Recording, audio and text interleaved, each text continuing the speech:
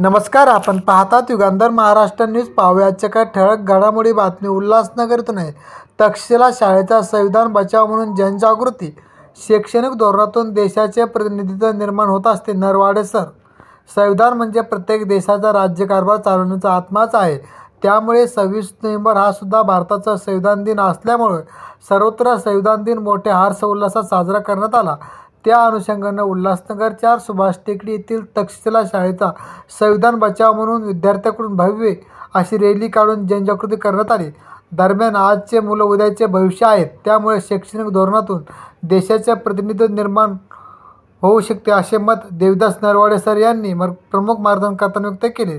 तर संविधान हा देशाचा प्राण आहे आणि त्याचे संरक्षण करणे सर्वांची जबाबदारी आहे असे म्हणत मुख्याध्यापिका विद्या भारसाखळे यांनी अध्यक्षीय भाषणात स्पष्ट केले. यावेळी पर्यवेक्षिका माधुरी जाधवसह आरती मॅडम, वंदना मॅडम, आहिरे मॅडम तसेच खाडे सर, परते sir, Mahesh sir, Thorat sir आदी शिक्षक मंडळींनी संविधान दिनाच्या निमित्ताने आपले विचार शाळकरी विद्यार्थ्यांसमोर मांडले.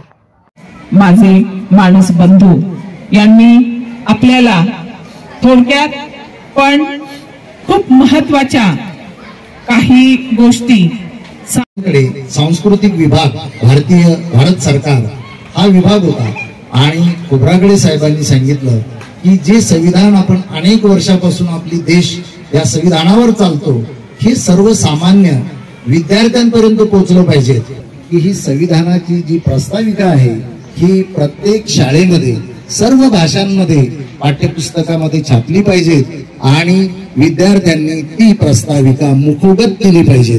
म्हणजे त्याच्यामध्ये असलेले काही जे शब्द आहेत की संविधानाने कोणत्या शब्दांवर भार दिलेला आहे, त्या शब्दांचं महत्व काय आहे आणि ते शब्द आपण जेव्हा उच्चारतो त्यावेळेस आपली जबाबदारी काय आहे, या सगळ्या बाबींचं आकलन.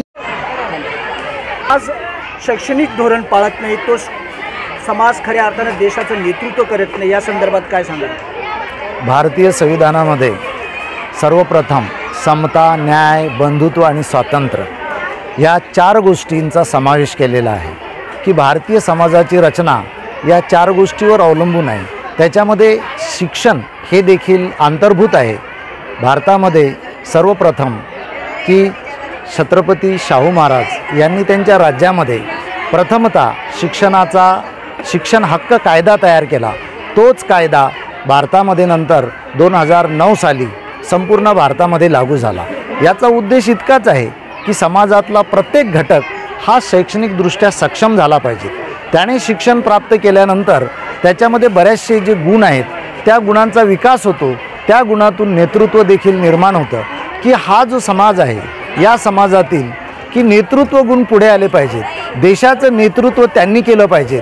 म्हणजे त्या समाजामध्ये असलेल्या ज्या उणिवा आहेत त्या भरून काढण्याचं काम या नवीन निर्माण होणाऱ्या नेतृत्वामध्ये असावं ही भारतीय घटनेची अपेक्षा होती आणि त्या माध्यमातून भारतीय घटनेने शिक्षणाला, आरोग्याला फार महत्त्व दिलेलं आहे हेच मी याच्यातून सांगू इच्छितो.